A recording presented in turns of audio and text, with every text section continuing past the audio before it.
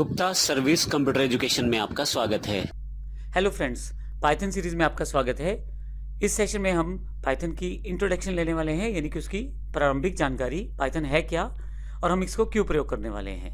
सबसे पहले मैं आपको बता दूं, पाइथन एक लैंग्वेज है, अर्थात जिसके साथ आप प्रोग्रामिंग कर सकते हैं। और पाइथन के सबसे बड़ा फीचर है कि वो प्रोग्रामिंग लैंग्वेज होने के साथ साथ ऑब्जेक्ट ओरिएंटेड प्रोग्रामिंग लैंग्वेज है, जिसमें आप क्लासेस, ऑब्जेक्ट्स के साथ कार्य कर सकते हैं।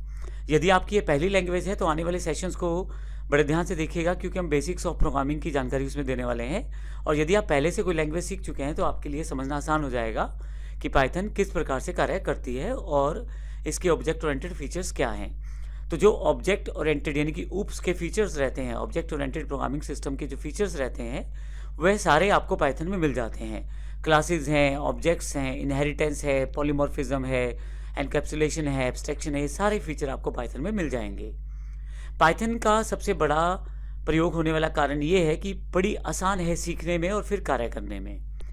पाइथन एक इंटरप्रेटेड स्क्रिप्टिंग लैंग्वेज है। इसका अर्थ ये है कि आप अपनी लैंग्वेज को जब कोड करते हैं, यानी कि आप किसी लैंग्वेज में अगर कोई कोड करते हैं तो कंप्यूटर की भाषा में उसे कन्वर्ट करने के लिए या तो कंपाइलर की आवश्यकता रहती है या इंटरप्रेटर की।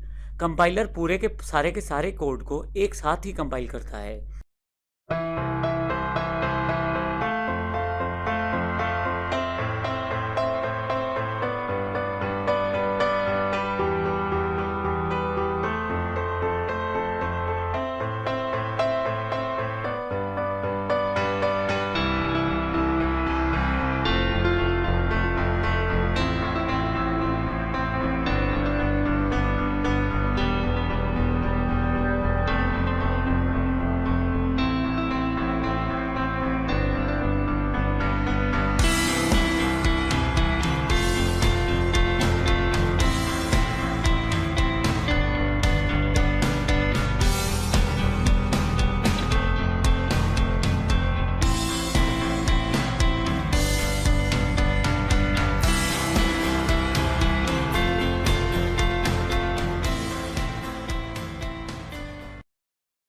जबकि इंटरप्रेटर जो है वो लाइन बाय लाइन कन्वर्ट करता है आपकी दी हुई लैंग्वेज को कंप्यूटर की भाषा में कन्वर्जन के लिए।